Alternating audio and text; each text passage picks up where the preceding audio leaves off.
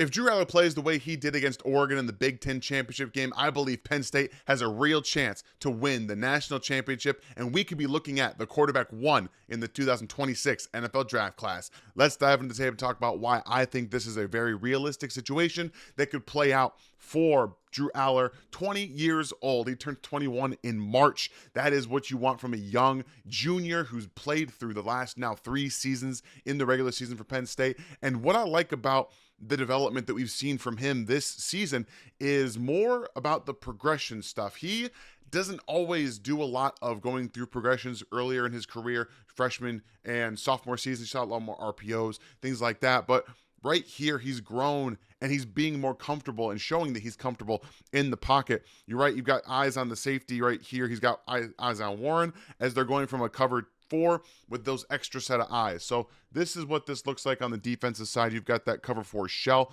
with the safeties out here. Then you get the right safety right here who's going to have his eyes on Tyler Warren, going to take him away. So Drew Allar goes from right to left. You have bottom of your screen, number 2 is going to run this inward, then outbreaker, almost like a corner route here. Warren is going to come out to the flat. And you've got both backside receivers here running to the middle of the field. So you have almost kind of like backside digs on 2 different levels. The running back is going to go out to the flat. So you're going to see Drew go from right. Again, he wants this here. He wants the out route, but you have the safety also, again, keying on that and breaking down here. So he can't go there. He goes to the middle of the field. All right, so I can't throw it there. I've got 2 guys that are coming open, both with defenders underneath. So that means on the left side of the field, there's nobody that's tracking that running back out of the backfield immediately. So I've got time to be able to check this down and create some space on the play. So easy pitch down to the running back, goes through his progressions, gets the ball out right there as he's managing the pocket well. That's what you like to see. The good footwork mechanics that he's stepping into each decision that he makes. Watch as he goes again from right. Footwork there, boom, eyes, feet match up, hips all go through right there. Feet flip towards the running back out of the backfield. Mechanics, very good right there. Again, going through his motions in the pocket. That's what you like to see there. So this is a little bit of an interesting play from Penn State, but we get to see a little bit of the arm strength of Drew Allar. We know that he has a cannon, but why is it so different? Like, I think if it feels like we're watching a lot of these other quarterbacks in college football outside of maybe, Cam Ward, he has that flick, right? It flicks and it just pops off his arm. This is, like I said, a fun play from Penn State. You get number 71, an extra offensive lineman who's going to come down here and he's going to end up blocking. You have Tyler Warren detached from the offensive line who's going to come out and kind of switch release here, get to the flat once again. Number 5 is just going to kind of feel outside here, but they're also going to pull the left guard and he's going to come out and block here as well. All they want to do is hold these safeties back here, right? They want to hold them so they can get number 5 out there. It's basically just a 2-man route concept. They're going to create a little bit of fake with that pitch right there, a motion to Katron Allen out of the backfield, and you get those safeties in the back. They're both kind of on their feet, right? They're both flat-footed. Number 0 is kind of motioning with the movement there of the puller and the running back. Number 5 sneaks right by them, also with eyes on Tyler Warren here. From this player right there, you get number 5 down here at the end of into the end zone free for a touchdown, and it's just super easy from Drew Allar. Just sits back there, sees it, and then releases this on a line. It gets there so quickly. So when you pull the trigger like that, when he's got legit arm talent, right, nice 3/4 arm slot, not up and over the shoulder, boom, it comes out, and it's just there for the wide receiver. So we know he's got the cannon. We see now he's working on his progressions. Maybe there's still some RPOs to this, but that's what a lot of colleges run, their RPO game. All in all, what I'm liking about what I see from him is the calmness, the command with which he operates the offense here, and then all the different things that he can do with that confidence that I think he's playing with, specifically against Oregon. I don't think he had the best season. Not all his fault. He doesn't have the best weapons. Tyler Warren is awesome. He's fantastic. They have a really good 1-2 punch at running back. But outside of that, in terms of receiver talent, there isn't a ton there for him to really work with. And he's done a really good job of maintaining that confidence level and calm. So you have the tight end right here is going to do a little bit of a chip, come out, go just on his little spot route right there. To his left, you've got a backside dig.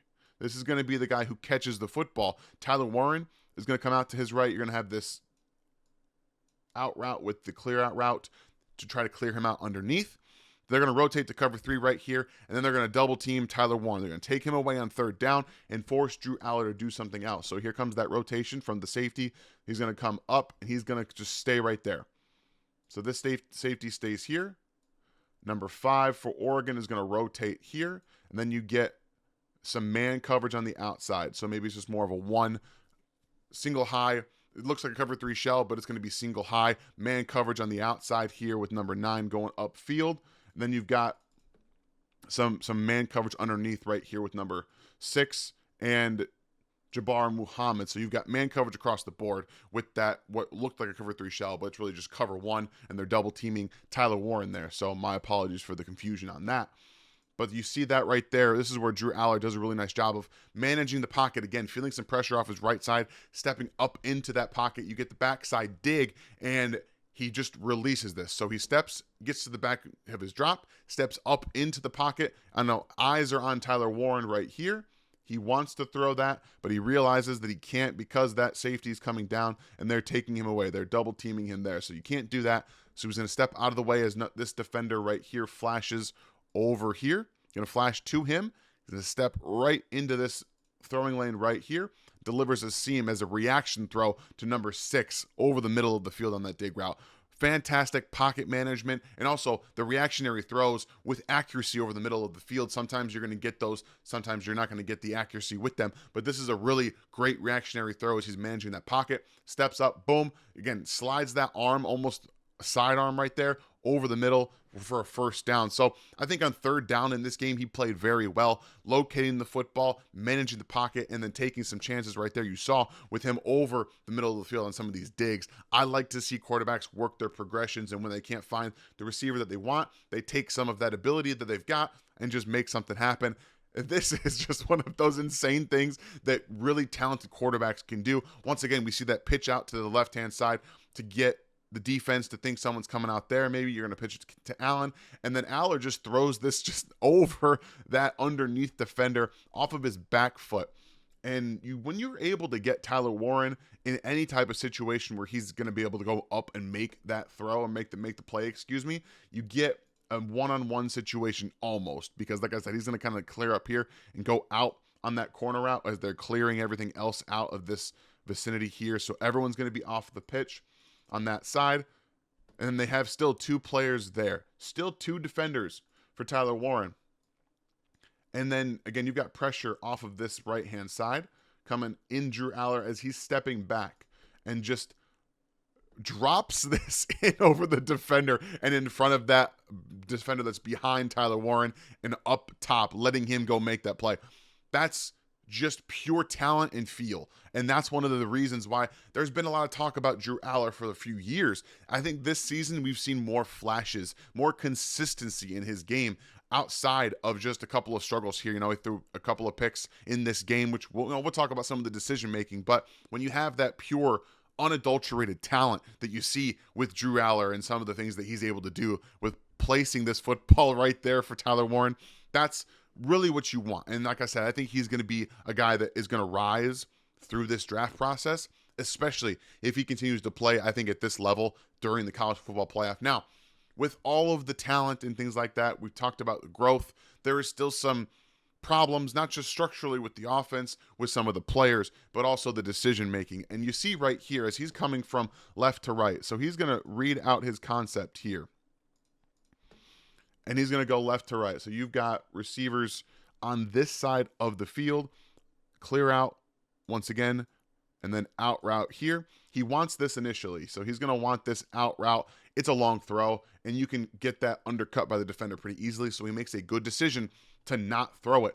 And then on the backside here, you've got 2 tight ends set, 1 offset, 1 attached to the line of scrimmage. Warren's going to kind of step outside and come across the middle of the field, give a little head fake at the top, and go out here. And this is the target right here. He's going to come out, kind of release up at the top, get physically, throw off the timing by the defender right there, and then he's going to break open the middle of the field. They're also going to take this player and switch release almost. So he's going to come out and block while they do all that. So there's the block. And again, eyes here. That's good. I want this throw. Okay, let me look to see where it is. this can get undercut, I'm not going to throw it. He makes a good decision to not throw this football across the field all the way. He comes back, and then we saw the reactionary throw earlier, and this is a reactionary throw based off of what he's seeing. And unfortunately, the timing's not there for that player. In his head, he's like, this is where he should be on the field. And then, like I said, unfortunately for him, Drew Allar, and the player right here, right at the top of your screen, you see he takes too long to get through that route and to get going. So instead of being, I think, where you probably want him, where the ball is thrown here, he's going upfield a little bit further and then trying to break off right there. So this is where the throw ends up behind that tight end, and Drew Allar is picked off. So some of the decision making, the reactionary, he doesn't confirm that it's there. He's trusting the player to be there, which is not a bad thing. It's not a bad thing to trust your players to be in right positions and time to make those reactionary anticipatory throws. But when you have that, you're going to have some of these decisions where, again, he comes right across, doesn't even look because he sees defender here and a defender right here. So he's like, this part of the field is open. I should be able to throw this right here. And that's where I talk about some of the players maybe not always throwing or fulfilling their parts of the bargain. And just sometimes, for a guy who's so athletic, you have space to work. If you confirm here, you come right here, this part, and you confirm that tight end is open, sure, throw it. If not, just take off.